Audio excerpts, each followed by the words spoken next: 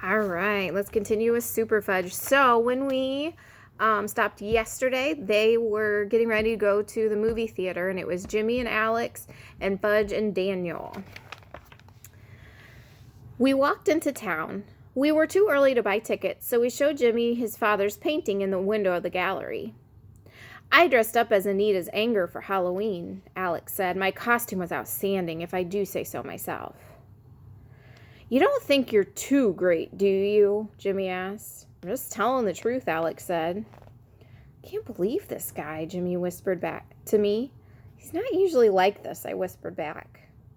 I should have never gotten the two of them together, I thought. They really couldn't stand each other, and they were making me miserable. Hey, let's go in and introduce Jimmy to Beverly, I said, trying to sound cheerful. Beverly greeted us. Well, if it isn't Alex and Peter and Fudge. And Daniel Mannheim, Daniel said. I'm 6. I live at 432 Vine. Glad to meet you, Daniel, Beverly said. And this is Jimmy Fargo, I told Beverly. You know, Fargo? Frank's son, Beverly asked. That's right.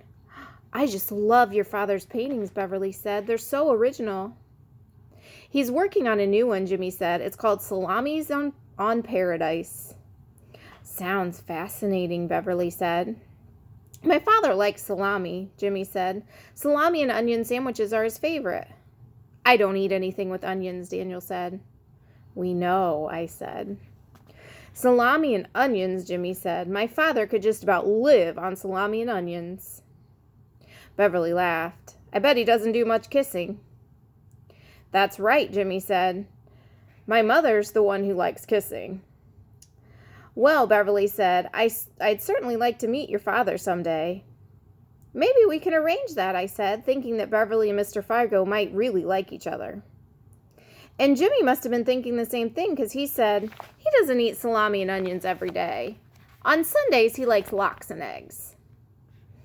I don't eat anything with onions or lima beans or peas, Daniel said.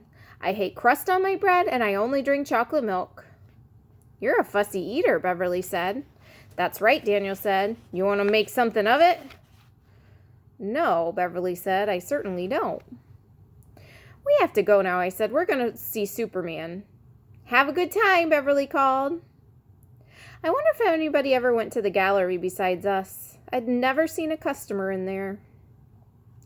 Outside, a line had formed in front of the movie theater. As we were walking to the end of it, I spotted Joanne McFadden. She was with Sharon, who's always looking at the ground or the sky, and Elaine, who likes to punch guys in the stomach. I guess Joanne spotted me too, because she called Peter and waved me over to her.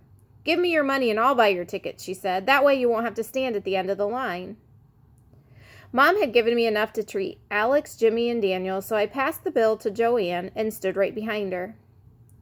When the wind blew, her hair hit my face, and I didn't move, even though it tickled my nose. Well, Elaine said after she had our tickets, aren't you going to introduce us to him? She nodded in Jimmy's direction. Oh, sure. Jimmy, meet Elaine, Sharon, and Joanne. Jimmy looked at Sharon for a long time. Sharon looked at the sky. I'm Daniel Mannheim, the little creep said. I'm 6. I live at 532 Vine Street. That's nice, Elaine said. And who are you? She asked Fudge. Fudge Hatcher.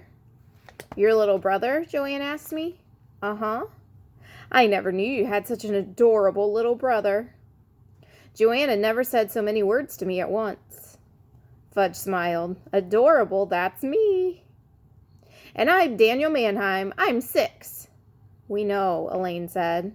Do you want to make something of it? Daniel asked in his best tough guy voice.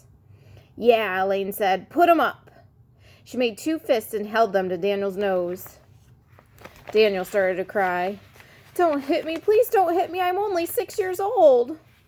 He covered his face with his hands.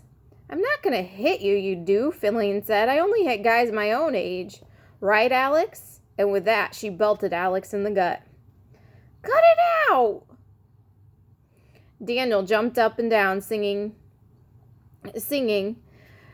Shut up, Daniel, Elaine said to Daniel, or I will slug you. You promised you wouldn't, Daniel whined, and I'm only 6, remember? Why don't you all cut it out, Sharon said, looking at the ground. We went inside and stopped at the candy counter to buy popcorn and Cokes.